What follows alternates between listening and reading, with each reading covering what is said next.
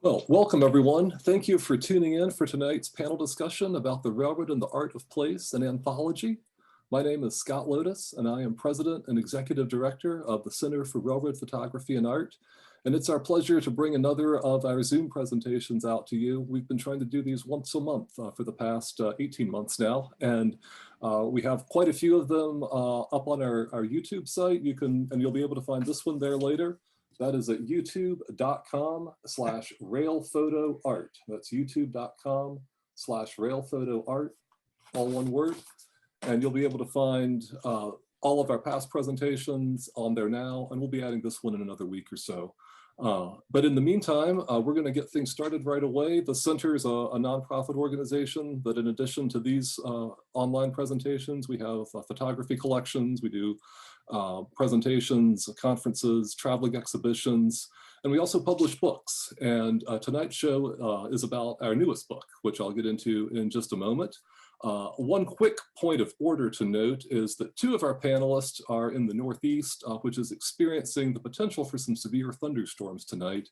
If we have any connectivity issues, we do have some contingency plans, but just know that that's something that we may have to deal with. It hasn't been an issue yet. We hope it won't be tonight, but just be aware of that. We've got a pretty packed agenda, so I'm going to get right into it. I'm going to be introducing our 5 panelists who are going to be speaking tonight, and then I'll turn it over quickly to Haley Page for a couple of notes about Zoom. So we have 5 panelists joining us tonight. They are Jeff Brouws, Edd Fuller, David Kahler, Kevin Keefe, and Alexander Craghead. And I'm going to introduce each of them and then turn it over.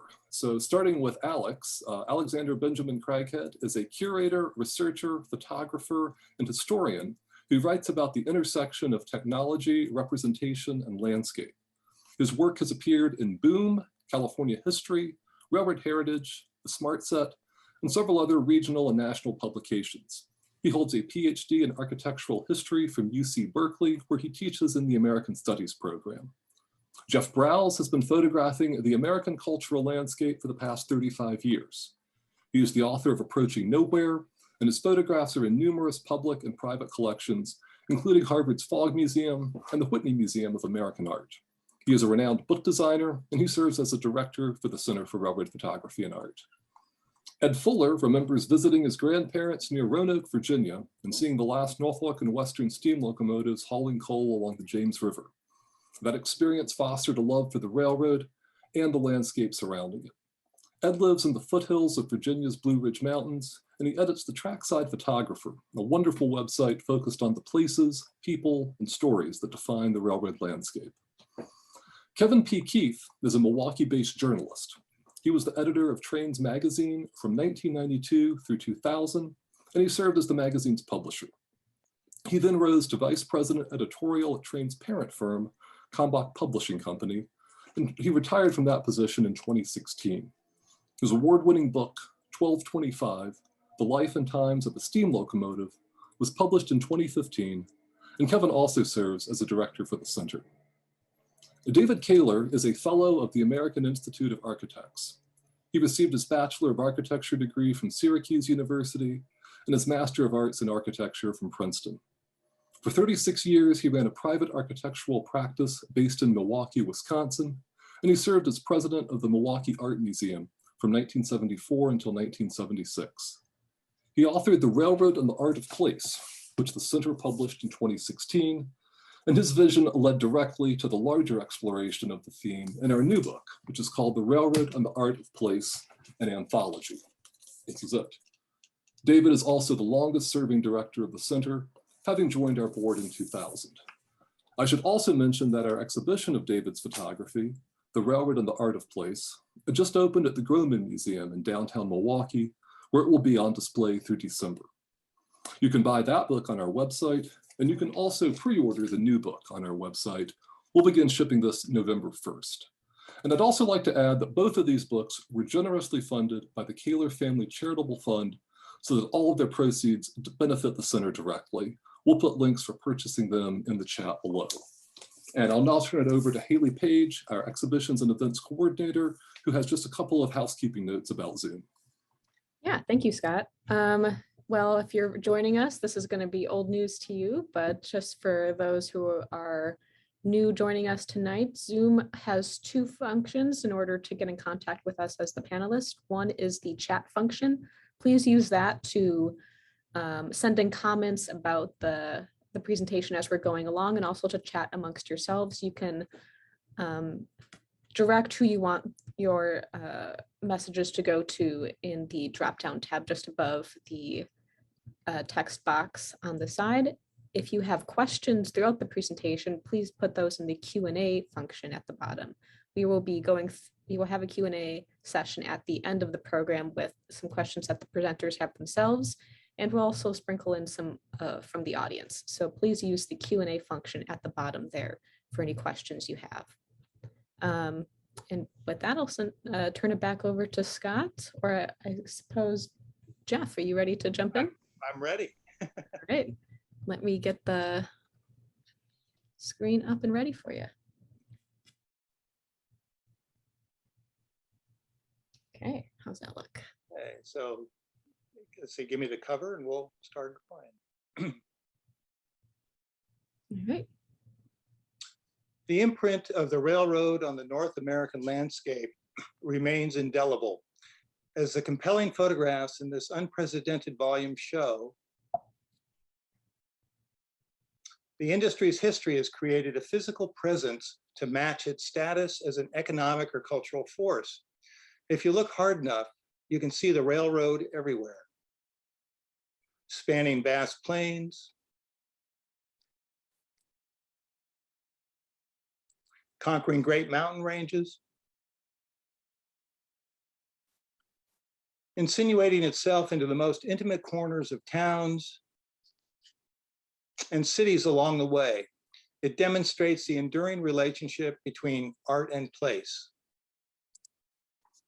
Inspired by the vision of noted architect and photographer David Kahler, the Center for Railroad Photography and Art has assembled the work of 25 contemporary photographers whom, in various ways, in various locations, explore the post-industrial railroad landscape beyond the mere portrayal of passing trains.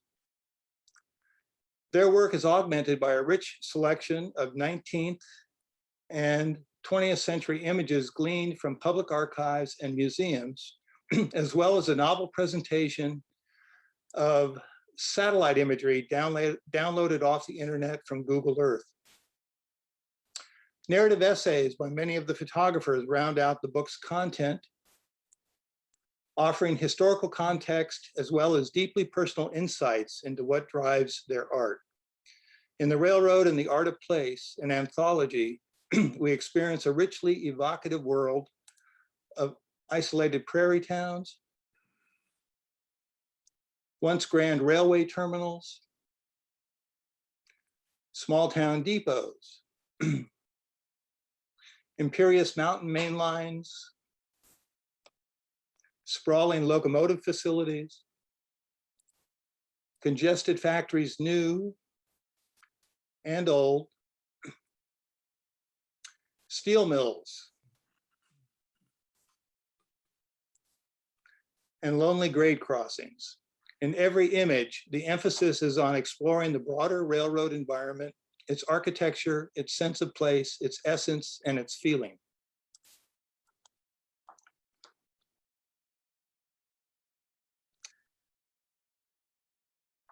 Good evening. Railroading has always played a predominant role in my life ever since I was born in Harrisburg, Pennsylvania in 1937. However, through the years, I discovered that I was blessed with a growing interest in art. As a result, it was natural for me to ultimately make the connection between the railroad world and art. In 1957, while I was a second-year student in the School of Architecture at Syracuse University, I was introduced to Siegfried Gideon's remarkable book, Space, Time, and Architecture. Published by Harvard University in 1941, one of Gideon's quotations became a precursor for my interest in the ordinary moment and my fascination with the railroad and the art of place. Let me read this quotation by Siegfried Gideon. In quotation, Simple utilitarian structures reveal more, and in parentheses, of the 19th century essential spirit than the magnificent edifices intended to have an immortal appeal. The anonymous products of industry, unpretentious articles of daily use, often show more creative force than luxurious, expensive furnishings.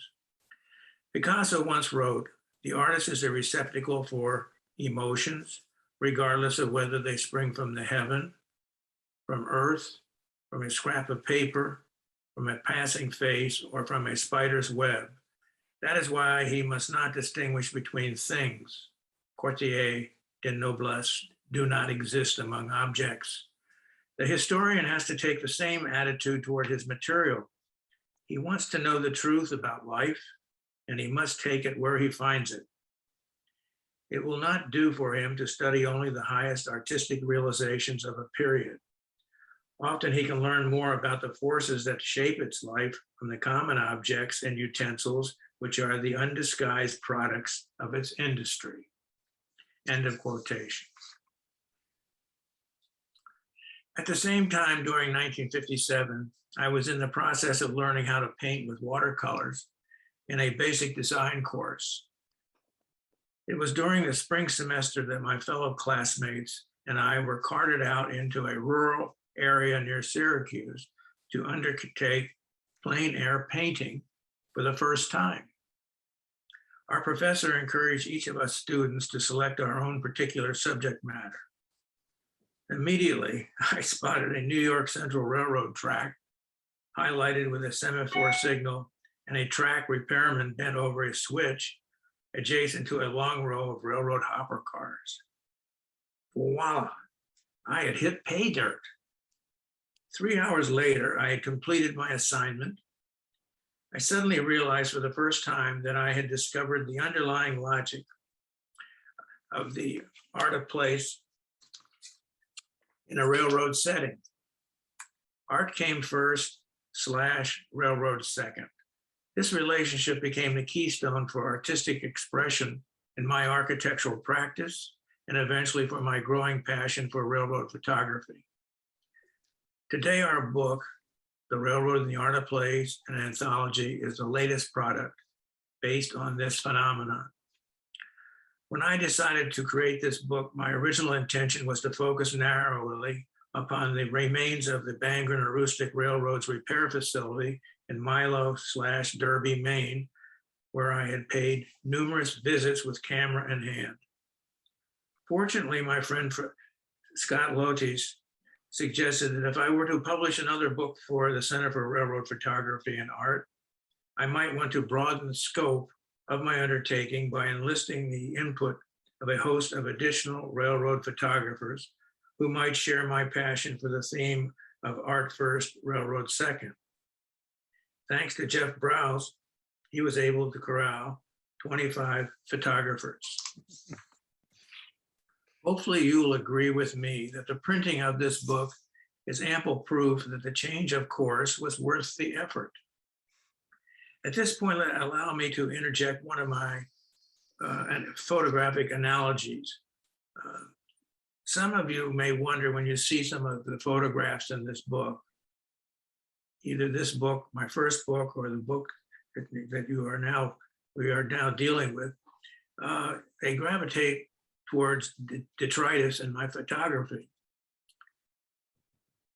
Presently, while residing in our summer home along the Maine coast, I produce a lot of photographic work that includes sunups, sunsets, and tidal changes. To the surprise of my friends, I find that my most evocative shots are produced during low tide when the tide changes, 12 feet every 6 hours. This is the magic moment when the basic rudiments of the coastline are the most apparent. The subject matter is very complex, yet it's very ordinary. There you will discover pebbles and remains that have been transformed after eons of time and wave action. Low tide says to me that it's the art of place. It can be said that the same thought principle applies to my approach to railroad photography, art first, railroad second. At the same time, composition and lighting are the essential mainstays of my expression of form. All right, well, we're going to talk a little bit about putting the book together. When putting any book together, often the most challenging aspect is how to organize the material. Since this book was on a very tight schedule, it was doubly challenging because we didn't have all the photographs in hand at the beginning. We had the concept. We were still reviewing submissions while everything was simultaneously under construction, with new work received sometimes affecting or altering our editorial direction. Eventually, it did all come together, and we divided the book up into 4 sections with several chapters in each section. The book, by the way, is 11 by 11 inches, 372 pages in length, printed on a very heavy stock in 4-color and duotone, and includes the work of over 30 photographers. While the book starts out with an introduction, which gives a nice overview of the project, also included in the front end material is a previously unpublished essay by the artist Michael Flanagan entitled The Outlaw Landscape that relates well to the whole project.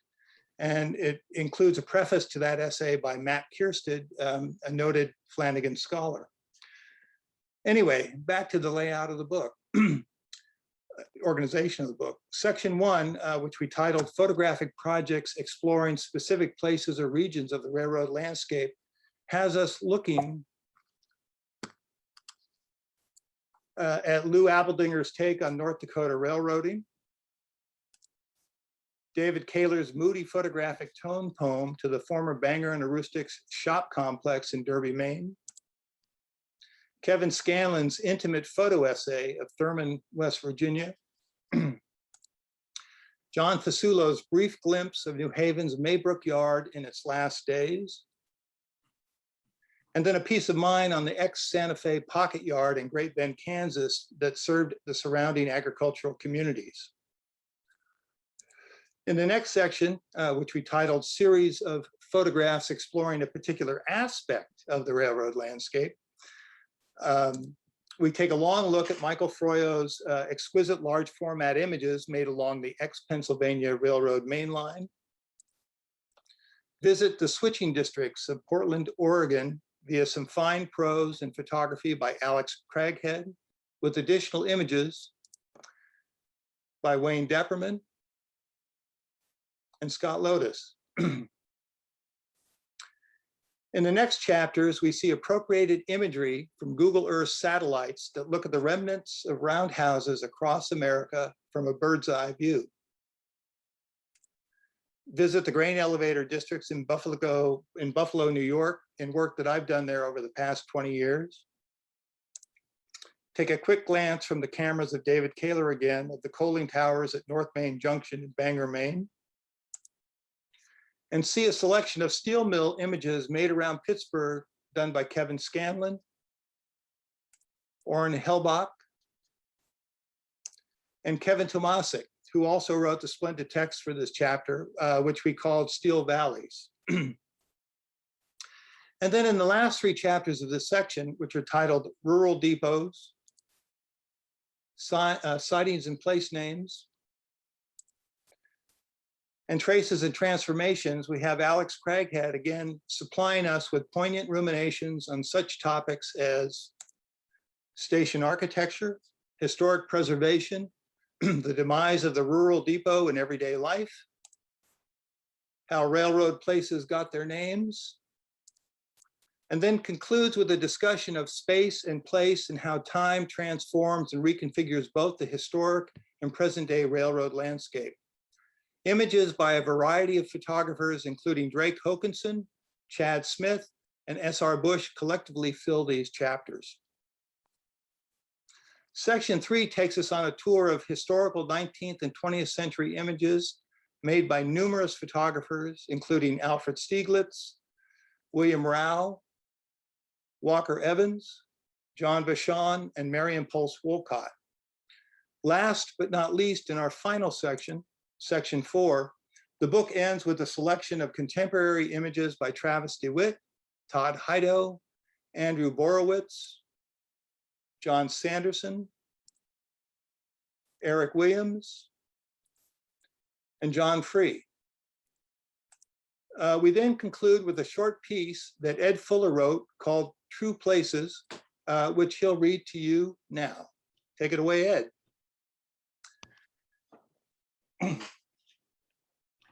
One of the questions raised in The Art of Place is simply this: what do we see when we look at the railroad landscape? What do the mundane and rundown places along the tracks tell us about ourselves, our history, and our culture? For over 150 years, the railroad has inspired artists as no other industry has.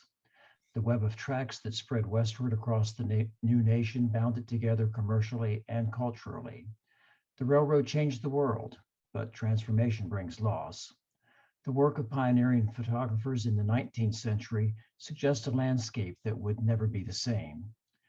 And modern photographers see a lost landscape that will continue to be altered by the forces of commerce and society that the railroad itself helped bring about.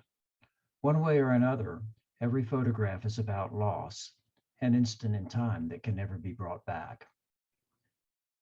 The railroad profoundly altered the places it passed through, and it shaped those places into what Michael Flanagan calls the geography of longing. One place on the railroad always implies another place that is connected to it by steel rails, so that every mundane grade crossing or decaying depot is enriched by a web of history and meaning, of change and loss. The Southern writer Eudora Welty said, "Place conspires with the artist.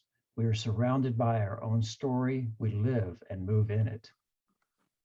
We can document the surface of a place for the historic record, but with a deep connection to a place comes meaning, a sense of place, and an urge to see that is the wellspring of art. The dust raised by 150 years of human struggle and accomplishment settles around us, a tangible link to the past. The rusty rails, rotting cross ties, worn tools that no longer serve a purpose, the wind blowing through empty buildings. These are as important to our understanding as the meticulously restored locomotive or the artifacts preserved in a museum. The Railroad and the Art of Place celebrates the neglected, overlooked landscape. You won't find these places down on any map. They are true places that live in the vision and heart of an artist, revealed to us through true photographs.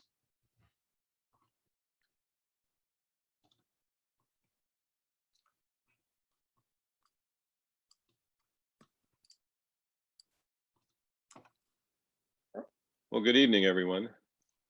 It's a privilege to be here tonight and to participate in this by moderating our Q&A with the panel that we've got together tonight. I've got some prepared questions here, but we also encourage our participants out there, more than 100 of you, to send in your questions, and we'll try to work those in. My partner in all this, Haley, will keep an eye on the questions that come in. I'm going to start by asking, when you flip through the book, there seems to be a tone or a tenor of melancholy throughout the texts and the images. And are these photographs of the past more than the present? To what degree does nostalgia play a role in these images? Panel?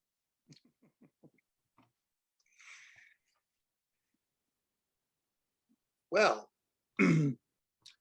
I definitely think there is a certain tenor of melancholy that does kind of flow through the book, but I don't think it's nostalgia that's driving us. Walker Evans, somebody once accused Walker Evans of that his photographs were nostalgic, and he had a great phrase for this. He called it the historical contemporary. And I think what's happening for a lot of us in this book, a lot of the photographers in this book, is that we're seeing different aspects of the railroad landscape that is disappearing or hasn't been kind of homogenized or still has a sense of authenticity. And I think that that's what we're driven to record. Like David's wonderful photographs in the Derby shops of the Bangor and Aroostook. I mean, he's kind of stepping, in a way, he's almost stepping back in time, but he's not stepping back in time because he's there in the 21st century. He just happens to be visiting a location, a railroad location that has those different elements where the past does clash with the present. So I don't think we're dealing with nostalgia. I think we're dealing with this historical contemporary idea. I think we're concerned about connection too, between the present and the past, which is important to me. And I express it in one of my photographs in the book. If you'll see in Derby, you'll see one of the photographs that I really fell in love with that I had taken is a picture of two modern motorcycles owned by workmen at the shops at Derby. And in the background, you'll see the coaling tower still in place next to the main line of the Bangor and Aroostook Railroad. And it's standing there proud as ever and in great contrast to these contemporary motorcycles. So I think it's that kind of connection or contrast, if you will, that sort of stirs the soul. It makes the experience of being in such a place much more interesting. Yeah, I would add that to some degree, I think nostalgia resides in the viewer, not in the images. And I think the broader context of this book precludes a nostalgic view of what the book is about. Yeah, Well, that's an interesting point. Oh, go ahead, Alex. I was just going to add on, like I was noting as Ed was reading his piece, and it reminded me his comment that every photograph is a way, a photograph of loss, right? That it's a photograph of that can't happen again because time is passing, you know. But at the same time, like thinking about some of the work that I was working on for this, like the Switching District project, like, you know, this behind me is a slide from that project. A lot of what attracted me to photograph a lot of these things was persistence rather than loss. Was an amazement that there could still be some of these artifacts and elements still in the landscape, that it still is shaping things today. And so, you know, weirdly, like what I'm doing is kind of going back to the same place over time and keep photographing it. And of course, there's changes and things that disappear. One of the weird things that attracts me to these spaces is because even when the tracks disappear, even when the train's not there anymore, somehow there's like this still like this ghost that's shaping what's left, that we still have the corridor that used to be the railroad line, that we still have buildings that are shaped to fit it, even though the railroad may not have been there for 30 years. So to some degree, it's like, yeah, it's lost, but it's also weirdly continuity too. Well, certainly this capturing this sense of loss is reflected in the work of the photographers in the book. What do we think about this as a theme in railroad photography in general, you know, beyond the cadre of people who participated in this project? What are folks shooting out there on you know, the weekend warriors? Are they doing some of the same thing? I think some are, but I wonder how, you know, prevalent that is. Anyone have any thoughts on that? Well, maybe I'll just start us out again. Like, I think that most people who are making pictures of trains today, whether they consider themselves a professional or an artist or whatever, it doesn't matter, or an amateur, what have you, most of us are not taking pictures in the engine picture club way anymore. It's not like the 3/4 view of the locomotive and it fills up the whole frame, right? People actually spend money to go travel to specific places to go make these photographs, or they want to be in specific locations. So I think that consciously or not, a lot of people are doing this work. They're just not necessarily making it the center of what they're doing. They might still be interested in the passing train, but they're interested in the passing train in this place at this time with this stuff, right? Also, there's a continuing awareness of something that's important part of art of place. And that is when I went and photographed the Norfolk Southern Railroad complexes on the Pocahontas division in my first book. I went back 6 years, 6 times. Each time I went back at the same area for a week at a time. And each time I went, I saw something different, even though I was looking at the same thing. And the same thing happens when I went to Milo Derby here in Maine. I went there 3 times. I got permission to walk around and do whatever I wanted to do from the superintendent. But the point being is that each time I went there, I always saw something new and fresh. Today, when while I'm here in Maine, I take a walk every evening about 5 o'clock. And it's the same loop. It's about 2 miles, and part of it goes down near the water, and some of it goes through a forest area. And you'd think, well, why do you do that? Well, I do a lot of photography in this area. And it's natural photography. It's not railroad photography, but there again, each time I do it and walk the same trail, I always see something different. And it's this realization, and it's a changing, understanding of a place that's very appealing to me. And it's really part of the railroad and the art of place.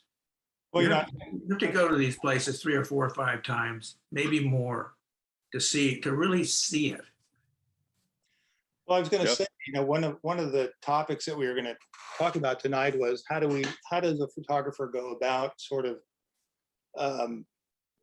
creating a body of work that captures a sense of place, or the art of place. And I think, David, you hit it really well in the sense that I think by returning several times to the same location, what we're doing is we're accumulating a body of work that has a certain resonance, and I think that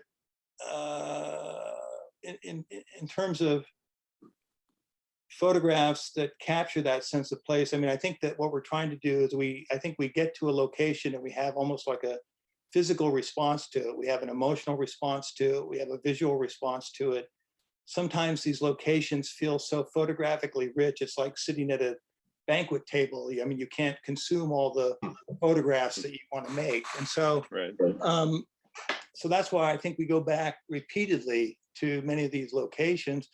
And, I think the first time out, I think we take the easy photographs. And when you go back a second or third or fourth time, you're delving deeper and deeper into the place.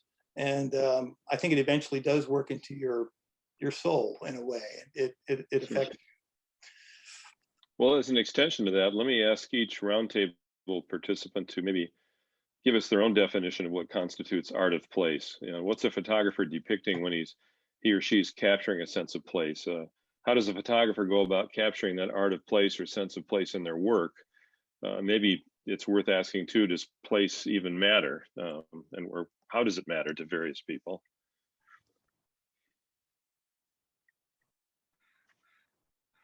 Somebody Can we can take jump off? in. I can answer that. Let me answer that question first. Okay, David, go ahead. Let me go back to my past to a certain extent. One of my favorite artists was Andy Wyeth. I lived in Wyeth country. I was brought up in Chadsport, Pennsylvania. I went to grade school there for seven years. And Andy Wyeth's family was there in that area. And also Andy Wyeth's father, and also Andy Wyeth's sister. They were all, it was an artist colony basically, which consisted of a family. But if you look at Andy Wyeth's work, basically, he never traveled any place. He always stayed in the same area. And what happens, and what I began to understand about his work was you may go back to the same place to look at the same object, but the light is always different. And it changes the shape, it changes your reaction, your emotional reaction to the place. And that's what happens in the railroad and the art of place, it seems to me. When you go back, the light changes and everything is different. And you don't have to, some people have to travel all over the world in order to see a place. You don't have to do that. It's right there in front of you, right in front of your very eyes. You could stand there. I could sit in this room, for instance, where I am right now, and I could photograph it in a certain way and go in another day, come back and photograph it a different way and so forth. It's that kind of artist's approach to things, I think, which is very important when trying to capture the art of place and the railroad. And I think the concept of building up the experiences over time at the same place is important as well, because I think the place is really about what we feel and the ability to make an emotional connection to the place. And then the place becomes defined by those emotional connections and sort of an implied narrative that resonates with us. And I think that's where the art of place begins. I agree. Right. Yeah. Alex, any thoughts on that? Thought I was going to ignore you. Sir. Jeff gets to go last, so that way we'll take all of his good points, right? So, I mean, there's a couple thoughts in mind. One is that, I know for me, I think I've always been more attracted to the locations than necessarily the equipment or what's going on there per se, because the story is richer. I've had an argument once, I remember a long time ago, someone who was complaining about some particular railroad that doesn't exist anymore, so you couldn't photograph it anymore. And I'm like, what do you, in this case, it was Spokane, Portland, and Seattle. And it's like, what do you mean? You can go to the Columbia Gorge and see it every day. Like, it's still there. It's still given its shape to the landscape, and it's still being shaped by the landscape. And to me, like, the most amazing thing about the railroads itself, or themselves, are like the physicality of what they were built as, the stuff of them, the infrastructure of them, that's really, you know, striking and imposing, so that even if you're just standing next to an empty set of tracks, you're feeling something really profound about, like, this is a really interesting place. And to some degree, you know, I want to go back again to like Ed's comments there from his sort of epilogue to the book, that notion that every time you're standing next to the tracks, you're connected to at least two other places in both directions, and that weird sense that you don't know where that is or what's there. Your imagination gets activated. Yes, the mystery of it, very much. Like, where does this track go? I've seen some people in the comments who are talking about, like, oh, you know, like, I like to walk the tracks, or I can't walk the tracks anymore, and that kind of stuff. But that impulse to want to do that is about some kind of weird, profound feeling you get next to the tracks. I don't know if that necessarily answers what the art of place is, but I guess maybe my way of saying that would be that it's an attempt to struggle with what that feeling is and try to express it in some way. Good point. Jeff, were you going to add something to that? I think I just kind of. Or did Alex steal your thunder? Oh, yeah. I think I just wanted to talk a little bit about the fact that I think what I like about this book so much is that we're kind of looking at the everyday landscape of railroading. I mean, these are very sort of, I don't want to say mundane, but I mean, they're just workaday, everyday locations. And I mean, there are some, you know, spectacularly lit photographs and things like that in the book, but by and large, there's, referring back to the Gideon quote, you know, that a lot of the photographers in this book are just looking at the common elements of the landscape, and we're finding poetry, or we're hoping to find poetry in just those common elements. And I think that what David said is correct. I mean, I think that we could, if you can see it, you could sit in your office and you can make great photographs. I mean, the poetry is always out there. And I think it's about awareness. It's about paying attention, really, in a way. And I think that I think a lot of us in this book are sort of, you know, I guess we're kind of paying attention to different things. Like the train going by is not necessarily the thing that lights us up. What lights us up is the track and maybe the rails and what they suggest in terms of longing or distances, routes, a sense of being somewhere else where you might instead of where you are. I mean, that kind of a thing. So. Right. It Kevin, seems like a lot I of the have an audience Oh, question. I'm sorry. here Go ahead, that- Haley. I have an audience Yeah. question here that fits really nicely into this conversation. If you Right. are ready to take that on, or if you had some more Sure. to say. So No, seven, interject at any point. Sure. Stephen Derail wonders, how do you consider the place between rural and urban railroads differently? You know, something that's shaped by industry rather than something that's nature-driven engineering.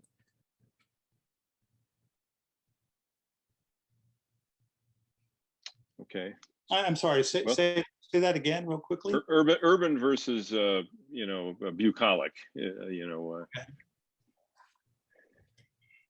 Hmm. Well, I think Stephen's trying to get at the idea like the rural railroad is kind of an expression of rise over run and rivers and valleys and things like that. So he's seeing it as a natural expression versus the urban landscape being more architectural in the sense. it's easier to see maybe the railroad's response to the geography than Yeah. it is in a congested setting. Especially since cities have been so like radically altered from whatever they were when there was first settlement, which could have been hundreds of years ago. And but I mean, I guess for me, I almost see those rural landscapes as still being industrial. Like in a sense, that mountain main line in West Virginia is an extension of the coal mine and the steel mill that's reaching out into the landscape. So maybe I'm just biased because I'm an architecture history person over here, but to me it's all urban. Well, that's a good point. You know, I've spent some time in West Virginia, and I've often thought when I was looking at the old N&W or some of the, especially the old C&O, that even though I was standing at Hawk's Nest or someplace like that, the things I was seeing below me had a direct connection to places like Toledo, Ohio, of all places, or Detroit, or Gary. And even though those places were hundreds of miles away, the way that the track connected them gave it a sort of an immediacy, even though it was a far distant place. Anyone else on that theme? I think what really Ed? interests me about the railroad is the man-made in the natural world and how it is affected by the man-made and how the natural world interacts and affects the man-made. So those two elements to me there's always a tension between the man-made and the natural world, which I find that fascinating. Indeed. Any other questions at this moment, Haley, from our audience tonight? There's a few. Would you like to take an audience question, or? Yeah, let's take another one and then I'll get back to the ones I've got here. Sure, go ahead. Let me take a look. Well, let me turn my camera on for this one. Someone is curious how you compare the approach of road photography represented in this book, for example, to French Impressionist paintings, other sorts of works of art. Is that the original behind you, Haley? Obviously, yeah. Too much. You're a very wealthy person. Yeah, right. And others, but when the railroad was new and a promising technology, and then, how that affects time and landscape. Panel? Well, I being an artist and architect at the same time, I'm concerned about especially when I'm in my artist zone, so to speak. It's sort of interesting. I've always been interested in detritus and trash and so forth in the urban landscape or even in the rural landscape. But the reason I like it in some respects is because it's constantly changing. The detritus is changing, and also it creates more interesting detail in a composition, which doesn't seem to happen too often. It's a man-made composition, quite frankly. Some of it's very accidental, that which you're capturing, and it's waste, so to speak. But on the other hand, it's much more interesting to me. For instance, I never really liked modernized steam locomotives where they put a shroud over the boiler in order to hide it, so to speak, so that it looked like a speeding bullet, so to speak. I like to see the truthfulness of leaving things exposed as they are. That's important to me. And I think that some of the painters that you just referred to, the French painters and so forth, some people didn't like what they were doing because the artists who, you know, Monet and other people came along later, and these people basically painted things not in a beautiful sense in the past, where you tried to make, you know, if you had a female that you were painting and so forth, you had to make her look so beautiful. Well, that's not honest as far as I'm concerned. That's not the ordinary moment. It's not that interesting. So it's just the opposite, which appeals to me. Well, you know, it dawns on me that I'm not going to say that the photos in the book are like the Ashcan school necessarily in American painting, but in a way, again, getting back to that idea of the everyday and the ordinary, and I think, you know, there is a relationship there. I mean, I don't think we're trying to represent Rembrandts with this book. I think we're suggesting that there's beauty, there's a different kind of beauty in that common environment. Yeah. So.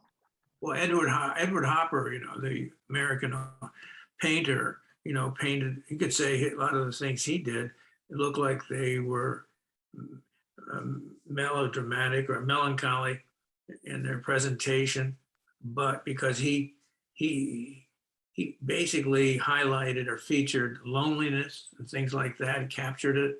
And because there's a lot of loneliness around, and why not put it in your work of art in a sense, capture that. So. Right. Jeff, I've got a question for you as the person who took the lead role in putting this all together. Who are some of the photographers in this book who may not be all that familiar to the center's audience? Newer names or lesser known names, but certainly not less in talent. Right.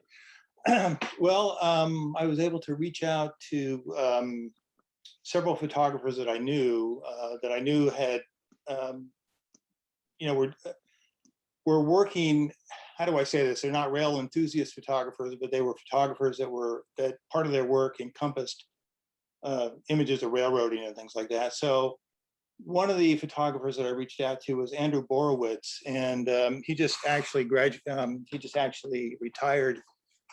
He was teaching photography at the University of Akron, and I think he's really one of the great, wonderful, unsung Midwestern photographers in this country.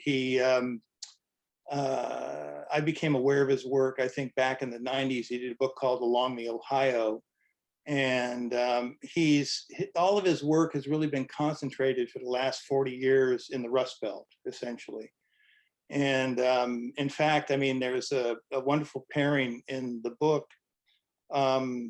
Magically, we discovered in our correspondence that this favorite image of his that I love that was taken at McKeesport, I believe that's Pennsylvania, it looked vaguely familiar to me. And I realized that 20 years later, I had stood on the same bridge, not having his photograph in mind, but essentially stood on the same bridge, you know, 3 feet to the left. And here is this pairing in the book that shows that time lapse of, say, 25 or 30 years. So, so Borowitz was one person that I went engaged. And then there's Todd Heido, who's a California photographer, who again does a lot of urban landscape type of material, very mysterious photographs at night. But I also knew that he had a couple railroad images. And let's see, and who else? Well, would John Free be among that group? Because he's not all that well known to our cohorts, but that photograph at least the one I know of that I'm thinking of, Taylor Yard in San Francisco, in Los Angeles, is just really wonderfully evocative. Right. Yeah, I just wanted to, as part of my mission with the center for the last 15 years, is I've wanted to bring photographers that were not necessarily railroad enthusiast photographers. I wanted to sort of bring them into the fold for all of us to learn how somebody else approaches the subject matter. And God, I'm having a brain freeze right now. There must be a couple other photographers that that we got also. Well, actually, you know, I wanted to give a shout out to Drake Hokinson, because I think Drake, you know, has done, he's really a landscape photographer. And I think he's also combines that with a social documentary aspect or a historical documentary aspect. And I was delighted that we were able to, I think we included about 10 of his images in the book. But I think, let's see, and you know, John Sanderson is also kind of one of those other photographers that kind of spends more time looking at the railroad landscape than trains necessarily. Right. So yeah, so that's, I'm sure That's there's some good. other stuff I could think about it, but. All right. Well, now, Haley, I've seen a couple other names or questions, what appear to be questions, pop up briefly. You got a couple more good ones that have come in that Sure. you want to throw yeah, in there for us? Yeah, we have a few more coming in. Stuart Kepler asks, or says, he's spent the better part of his lifetime contending with the nature of place and has become informed by a range of cultural experiences, nonfiction, folklore, music, especially folk music. And he's wondering what all of you carry with you besides your camera. Good question. Interesting. Music, an iPod, streaming services for me. I tend to read a lot of cultural geography, J.B. Jackson, on these trips. I like to take books of essays.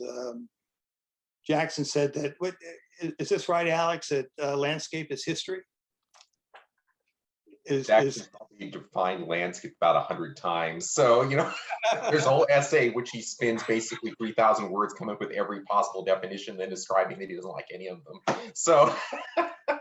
No, but on a lot of my trips, that's what I read. I read essentially about the cultural landscape, because it helps me see the world in a different way, in a deeper way, I feel. So how about you, David? When you're out there, is there some essential thing you bring along as a companion? Well, when you're out, I believe it or not, I love country music, and country music deals with the art of place. Think about it. I mean, the people who they're singing about the railroad, they're thinking about the shack that they were brought up in and so forth in the mountains. That's one of the reasons why I enjoy living down south now, is because there were and still are, I guess, a lot of poor people, but nevertheless, they're basic in their interests and so forth. And when you think about their roots, and their roots in some of these places which were almost wilderness in the Appalachians, in the mountains, that kind of a thing really appeals to me. And every time I hear some good country music, I'm thinking, it's the art of place. This is where these people were born and bred. And crazy. I'm not a great fan of Dolly Parton or someone like that, but there are many other country music artists that I do enjoy. And if I had a chance, I have CDs of some of their work, and I play that when I'm traveling and so forth. Little Johnny Cash. Yeah. I like Johnny Cash. Yeah. Very much so. Anyone else want to? At the same time, I love good classical music too, but nevertheless, classical music is sort of, it's more remote from a place in some respects. It has a timeless aspect to it, or a placeless act. Let's call it placeless posture. But country music is very specific, it seems to me, about the South, and that part of the South that I really enjoy and have been attracted to. And that's one of the reasons I went to West Virginia in the mountains to photograph the railroad there. There was the art of place there, but it's really closely associated, in my mind, with country music. Mm-hmm. And a lot of country music came from that place. Yeah, I think that kind of dovetails into what Stuart Clipper's talking about, his notion of like folklore and folk music and things like that too. Like as in like traditional folk music, not as in like the 60s, but as like really folk music, right? Exactly. And I mean, this is maybe a little bit quasi-existential here, but I think you're also carrying with you all the things that you have in your head. And they're the things that you may have done beforehand, whether it's just like doing some basic reading up of history. Like I see Mike Froyo, who's one of our contributors, is in the chat and commented like, doing all this research beforehand. I know for me that, it may be music and songs that are about specific feelings or places or what have you. It may be the history of a particular location that may have read up ahead beforehand, or it may know very well in the cases of like, shooting Portland. Like I could probably write a dissertation about Portland on its own. But there's also, if we're talking about more practical, for me, maps. I absolutely have to have maps, and I mean physical maps, not my phone. Like I want paper maps with me.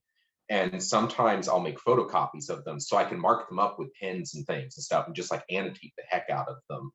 And it's funny how like they've actually been really useful later, because I usually don't throw them away. They end up in a pile of paper and I find them later someday. And then when I find them later, it's like, oh, actually this is really great, because like I marked out like this thing was really interesting, or it gives me a set of like, where did I go? Or it has comments about something that I heard or saw or smelled or whatever while I was there, just marginal note that I just took down and scrawled.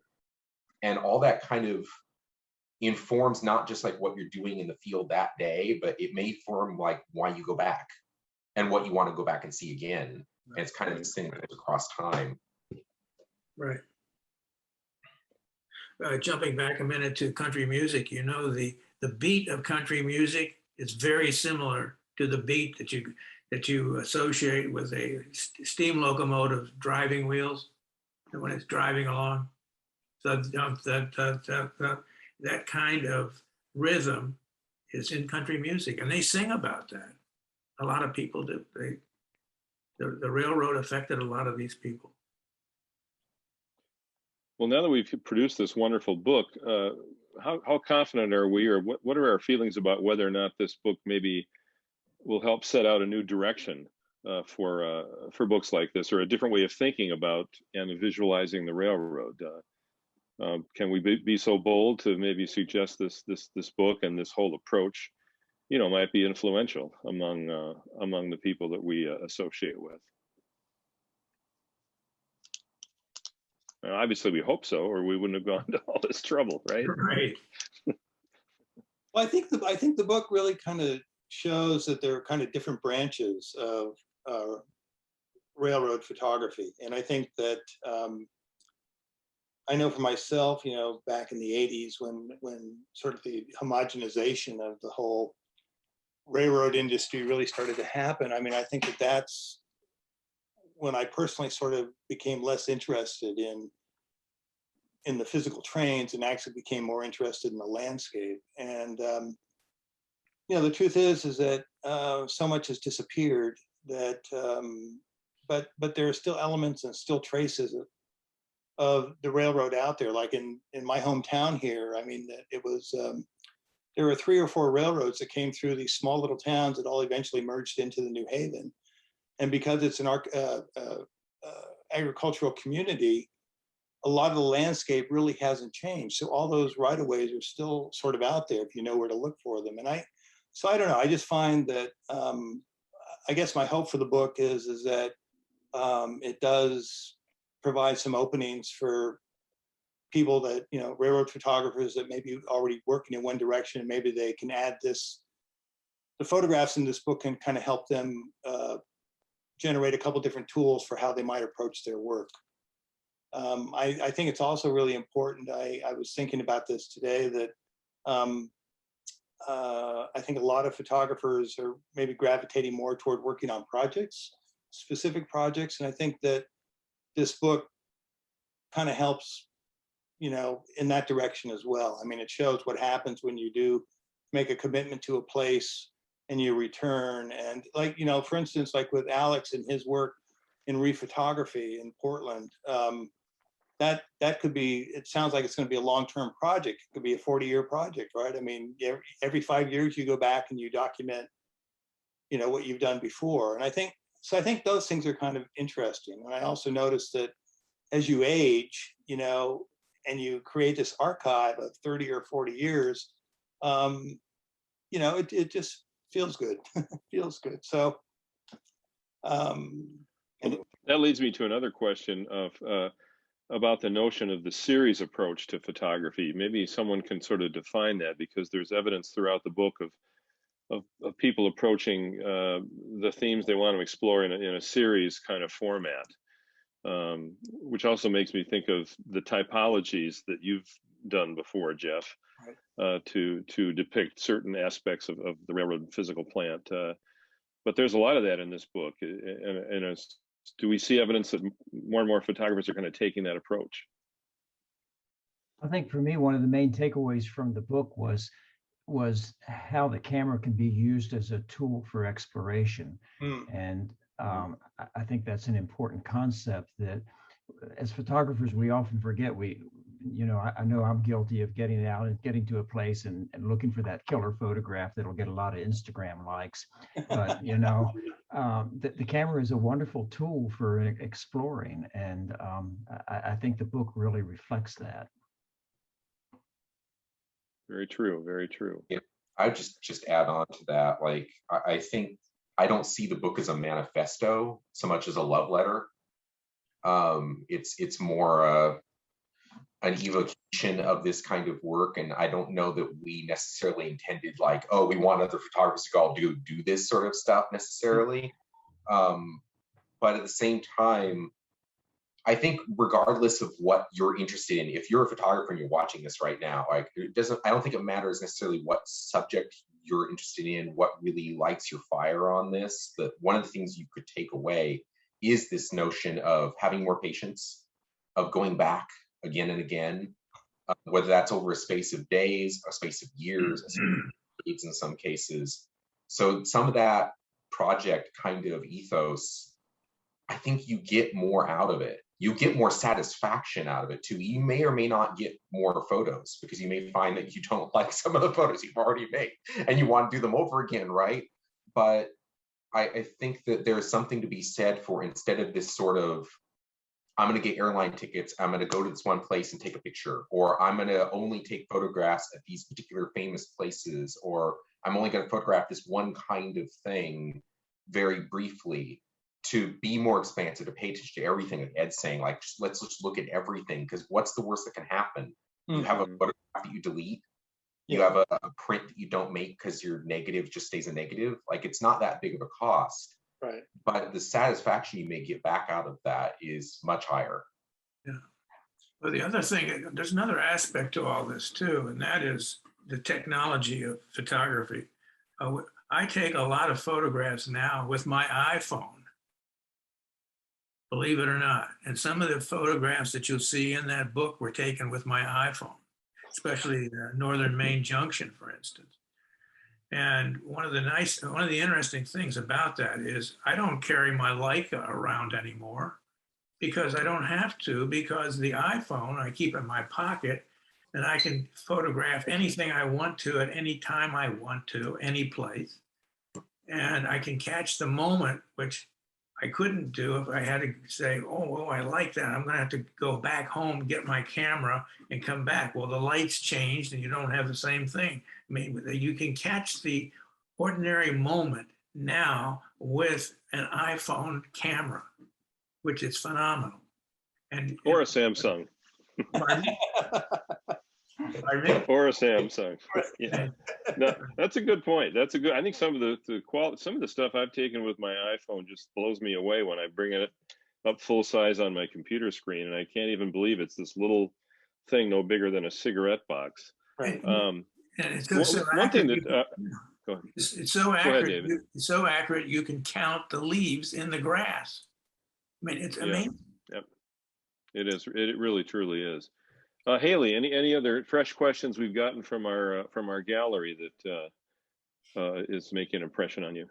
Yeah, actually one that fits in really nicely with this discussion that you guys were just wrapping up about, series of photography returning to the same place over many years. We have a question from Elizabeth Brown, and she asks, in each of your experiences returning to the same place over many, many years, what can you see about the traces and the material of the railroad and how that reveals things about society and human relations and how we value systems of the areas that you guys are going back to? Well, like the work that I've done up in Buffalo over the last 20 years, it's been an amazing transformation. I mean, when I first got there in 1998, the heyday of Buffalo's grain business had already come and gone. I mean, with the building of the St. Lawrence Seaway, and slowly, if you go back over time, I mean, if you return more and more, you actually see, things like gentrification. So all of a sudden, this is a post-industrial area that has lived past its usage or its lifespan. And now all of a sudden, they're tearing down grain elevators and they're putting up ice hockey rinks. They're putting in brew pubs. Developers have moved in. And yet there's a semblance of the railroad landscape that's still there, So I think, if landscape is history, landscape is also economics, and landscape is, you see these kind of transformations that are impacted by capitalism, essentially, and I think that's kind of fascinating to me. The other thing that's fascinating about that particular project is that there was an architectural historian, Rainer Banham, that wrote a book called Concrete Atlantis. And, I went back and I read that, and I mean, there's a whole history, it's really amazing to be standing in a spot and you realize in 1925, a German architect, Erich Mendelsohn, was standing in the same spot, taking pictures and making drawings to send to his wife to Europe. And next thing you know, architects like Corbusier and some of the Bauhaus people were looking at these soaring verticalities of the grain elevators, and all of a sudden, the international style in architecture is birth. So Right. There's always a lot going on in that landscape. Yeah. I love America, but there is one aspect I do not like, period. And that is the tendency for people in this country to tear down the older buildings that should be kept. There's so many of them that are clues to our past. They're not respected, and they're taken away from us. And that's true certainly in the railroad world, where a lot of stations and things like that, and not only the stations, but some of the other equipment that's what I liked about going back to Derby and Maine, to the yards there, is that a lot of the stuff was still sitting there like junk, which I love to see, and it gave me great joy. But unfortunately, that particular railroad place has undergone 2 new owners, and I know, even looking at the aerial views that we have in the book, that some of the stuff that I loved all that stuff is gone. Yeah. Although, there are victories out there. As a Michigander, I'm compelled to mention Michigan Central Station, which over the last 30 or 40 years has been frequently the subject of photographers of this ilk reflected in the book. I mean, there's not much of it. There aren't many bigger dumps out there than the state of Michigan Central Station back in the 70s, 80s, 90s, and up till recently. And of course, Michigan Central Station became kind of the iconic example of ruin porn, which is an interesting new phrase that's cropped up in the language. And yet now, thanks to Ford Motor Company, Michigan Central is not going to be one of these lonely, dusty places with tumbleweeds like some of the other places in our book. It's going to be quite alive. And depending on what you think of the job Ford is doing with the building, it's not all bad news. Right. So. Yeah, let's hope for a similar fate for the Buffalo Central Terminal at some point. Well, that's what made me think to mention this, Jeff, because your photographs and some of the other folks of Buffalo, that's a wonderfully compelling place too, and it certainly deserves a similar fate that the one in Detroit does. Mm-hmm. Exactly. One thing I wanted to mention, just because I think it's one of the novel aspects of the book, and this involves me a little bit, but Jeff, talk a little bit about the unsung photographer that has no blood flowing through its veins. The ComSat satellite, or whatever it's called, it's 750 miles above the Earth, shooting for Google. That photographer is a railroad photographer now, thanks to us. He is. Little did he know. Well, I have to give a shout out here to Kevin, because this is really his baby. My obsession. Yes. Apparently, Kevin has a late night obsession with looking for roundhouses on Google Earth. And we got together. He found all the sites, and through, via Photoshop and Google Earth, we were able to essentially take small little clippings of the satellite images, about 30 or 40, and in Photoshop merge them. And you end up with for the photographers out there who know digital ways and means, I mean, you end up with about a 300 meg file. And it turns out that actually you can make a very nice print, you can make a very nice reproduction. And so actually, in a way, Kevin, I think you're the photographer on that one. Well, what drew me to this is how spooky it is, sort of, in a way. You never, this is almost the only way to see some of these roundhouses if they've been torn down, and the only thing that's left is the foundation. And as the point I make in the little essay I wrote is, I think these foundations will be around for centuries. Yeah. Because they're too much of a hassle to pull out of the Earth. Right. But when you see them from space, it's an unmistakable, unique, idiosyncratic imprint on the landscape. Right. And it's not going to go away very quickly. And it looks that's why I loved it. It looks like a piece of antiquity. I mean, it's right. Yeah. Haley, any others that you think we should throw into the hopper here? Sure. On the topic of, I guess, taking photographs, most of the photographs in this book are in black and white.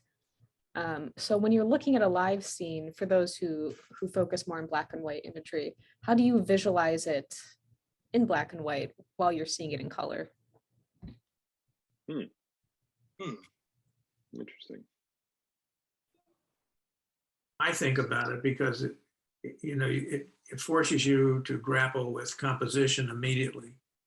I mean, I taught composition at the college level for 3 years, basic composition, basic design composition at the University of Illinois School of Architecture. And that kind of a thing is something to grapple with. Well, in some ways, it's the same appeal that black and white movies often have, that you see things in a completely different way than you would if they were in color. Yes. Yes. Well, Jeff, you shoot a lot in black and white still, right? Yeah. Oh boy. Is part of that because so often you're stuck with shooting on a lousy day? Well, no, that's intentional. I mean, I like flat light. Okay. Actually, to be honest, sometimes it's just a practical thing. I mean, I've never been great at color correction, so actually I don't have to worry about that in black and white. There you go. And also the other thing is, for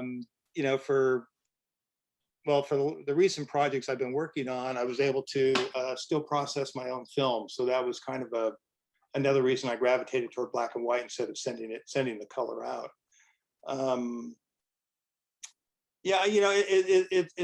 It's funny. I think I'm still kind of grappling with that color to black and white thing, especially now that I'm shooting mostly digital, but still preferring black and white. I'm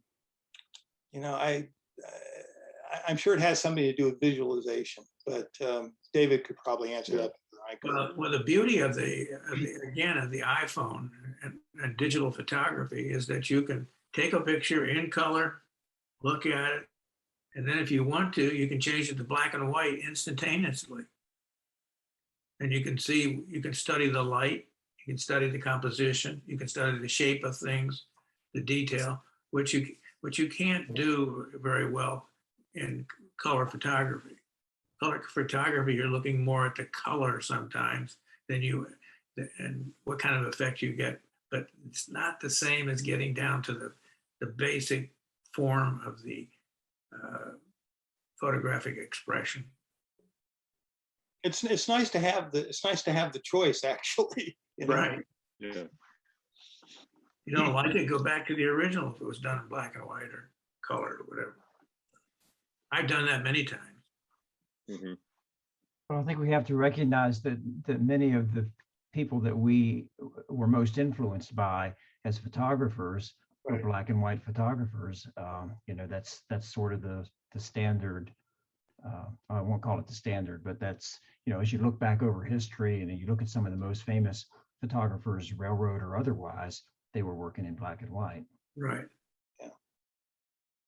Yeah, I mean, in American photography, the rise of color didn't really happen until, you know, the mid 70s, William Eggleston Right. and some of these other people. Right. Well, in the case of some photographers too, there wasn't, depending on which field you were in, and certainly that applied to railroading, there wasn't much of a market for what you were doing until the publishers began printing in color. Yeah. And I'm speaking here, of course, of trains, but probably, Right. well, that was the only magazine really involved in photography for a few decades. But, you know, until Al Kalmbach could scrape up the money to do more printing in color, it makes me wonder if Steinheimer and Hastings and Shaughnessy and those guys would have been shooting a lot more slides if they knew they had a market for it. Mm. But they didn't. Yeah, oftentimes, you know, those kind of questions, or it's a simple answer like that. You know, they knew where their market was and what it was and what it wasn't. You know. Right. Well, yeah, they wanted to. It wasn't that the money mattered, but the money mattered. You know what I mean? It was an acknowledgement of seriousness that was partly what motivated them. But there was no point.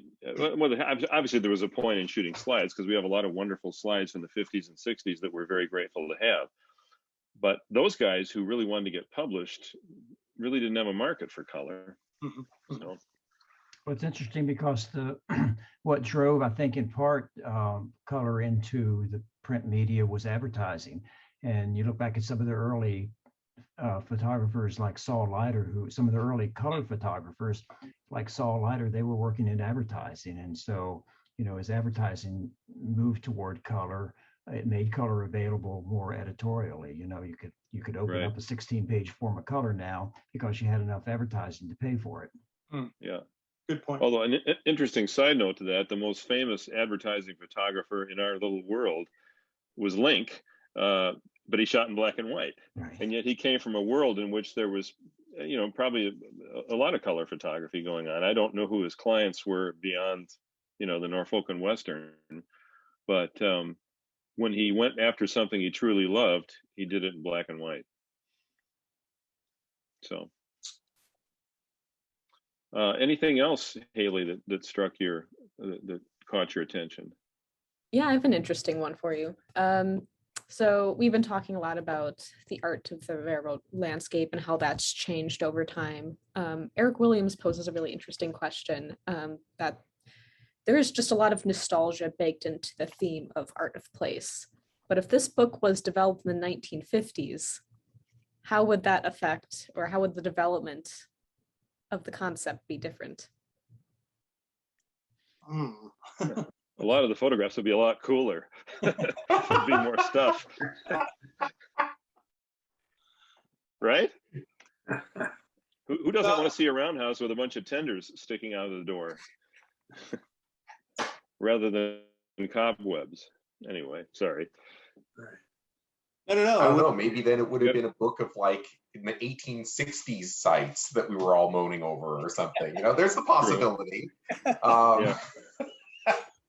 I see Jeff likes that already.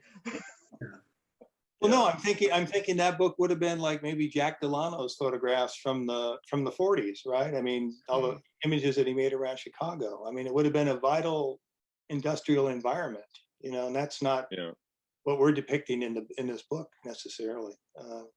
So I'd like to insert myself into this question just real quickly and note the photographs that John Walker Berger III took in the 1930s off the back of the observation platform of passenger trains all over the country. And those are photographs that by their very nature examine the railroad landscape. And I think a lot of, as we've reinterpreted those photographs and others like them, I think some of the themes that have come out in this book were evident in those as well. So I think certainly the activity of the railroads was greater, and yet even there, I'm thinking of you're pulling out of a train station and you're looking at people walking across the streets and everyday life going on after the train pulls out of town. And so I think that concept was absolutely there. And it would have been waiting there to be discovered by any photographer looking for it at that time. Yeah. Very good point. To some degree, like we've got those Walker Evans pictures in here, for example. Like, there's a lot of people who were working in the 30s were not just photographing things that were working at the time, but also sometimes things that were disappearing or things that were considered to be anachronistic, maybe because they wanted to get rid of them or maybe because they didn't, depending on who they were working for and why. I think in Walker's case, he didn't want to get rid of them. He thought them were interesting. Like, let's go look at all these weird anachronisms. So there is some of that even in the period. Do you think the art of place is portrayed better with black and white or color? I think it depends on the photographer. I tend to gravitate to black and white personally. I'm not a photographer, but I've edited thousands of images in my day, so I form opinions on photography, much like a photographer might. And yet when I see someone like John Sanderson, I think his color stuff is just as evocative as anything I've seen in black and white, partly because he doesn't, generally I don't see his photographs as depicting obvious things of bright colors or things that are the only reason you're looking at it is the color. It's still kind of in the background, but I think he does work that's equivalent to a lot of the black and white stuff we see. And he's just one example. I personally think that black and white works better for railroads in the art of place as opposed to natural photography. That if I'm photographing the shoreline, for instance, objects here in Maine, I'd almost rather do it in color. But if I'm doing railroad things, I want to do it in black and white. Yeah. Any other thoughts from anyone on that? Well, Scott, we're about 55 minutes into our Q&A. What are you thinking at this point in the program? Well, people have been sticking around for the most part. We really appreciate everyone hanging on. So I'd say maybe one more question, Kevin, and then I'll have a couple of quick words of conclusion. Well, one more that was on my list here, it's kind of a reference to a specific way of thinking, and this was directed at Alex, but anyone else can chime in. I think we already mentioned the term once or twice, but that's the fact that there's a lot of re-photography, RE-photography in this book, especially in your, Alex, your switching districts section. So, what might you say about that approach to shooting a certain place? You better be committed to going back quite often. Yeah. I mean, there's sort of two ways of doing that, though. Most of the examples in the book are people who are rephotographing the place themselves. So they're going in one time, like I'm going out and doing something in 2008, and then I went back in 2018. And yes, I am planning to go back in 2028 and rephotograph again. Wayne Depperman has some stuff like that too in the book, both in that switching district section, but also when I was talking with him, and he was here earlier, he might still be here. I was talking with him about the grade crossing photos that he was doing. And a lot of it was about how that he started to notice the differences because he would go back to similar locations and discover that, like, 5 years had passed and something was very much different. And he was interested in that difference, how he keep going back to the same place and see something different each time. And he felt like he had to make photos of that. So a lot of that is around intentionally trying to make an interval. And I think when we were talking about this before, you and I, Kevin, like I described it as being almost like time-lapse photography, but with a really long lapse. Right. So it's not like, you know, sitting in the camera there over a space of hours, but like trying to, like, virtually speaking, set the camera in the same place across years and years and years. I will say this, based on the reader surveys I used to be involved in with Trains Magazine, that wildly popular was a series we called, well, it was a before and after series. Dave Ingalls called it A Difference of Decades. And it was usually just two pictures, you know, like 1935 on Horseshoe Curve and 1989 or something like that. But boy, that stuff's always struck a nerve with people. And maybe that speaks to the somebody's interest in continuing with that, because there is an audience for it. Yeah, and I would just add that, like, the one that we don't really have in the book per se is that notion of rephotographing someone else's photography, which is actually where photography in the 70s kind of came from, of like, oh God, his name's Mark Klett, thank you. Yeah, going out and photographing, I believe A.J. Russell photographed locations. You know, so that's 100 years of span difference. Right. And there's certainly something to be said about that. Imagine going back and trying to photograph the places that Lincoln photographed today, and get a grasp of what that's like now. Yep. Very good. Well, thanks, panelists, for participating, and a big thank you to our audience members who chimed in on the chat function. It's just great to have this conversation involve more than just the 5 or 6 of us, but a whole bunch of other people. So I'll hand this off to you, Scott. Well, thank you all. That was just a wonderful discussion, and thanks to everyone for tuning in.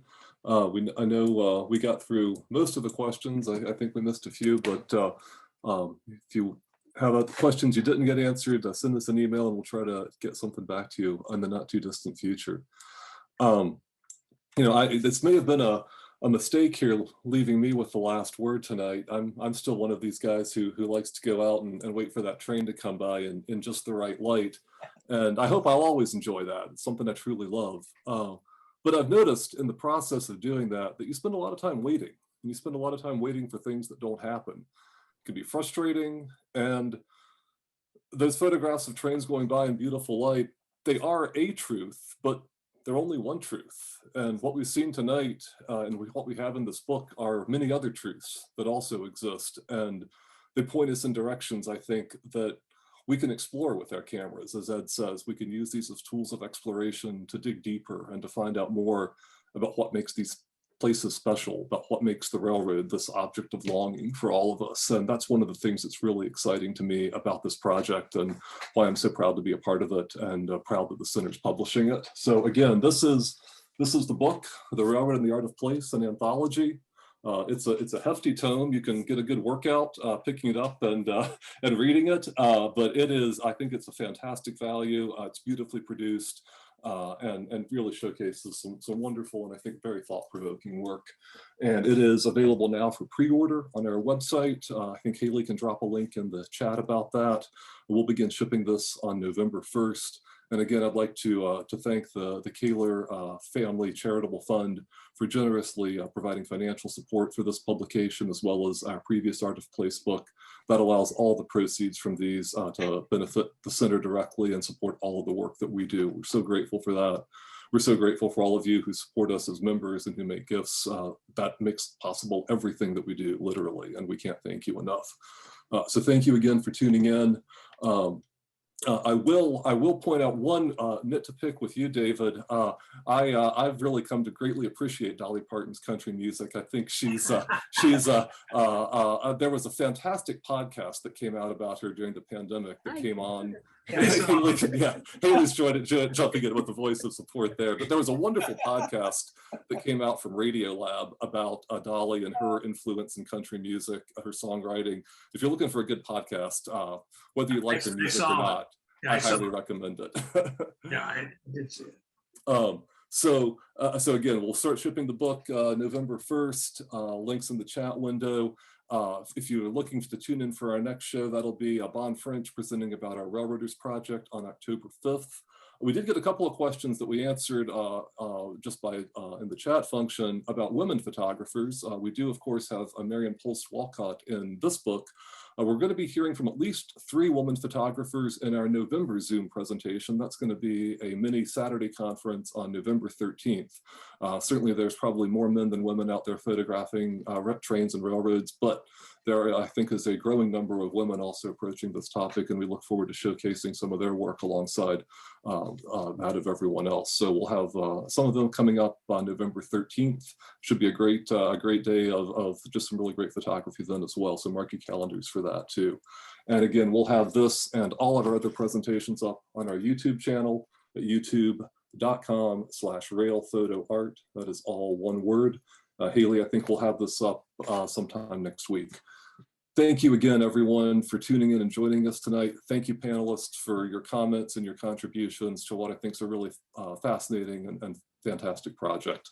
So thanks, everyone, and we'll see you again soon. Good night, everybody. All right. Thank you. Thank you.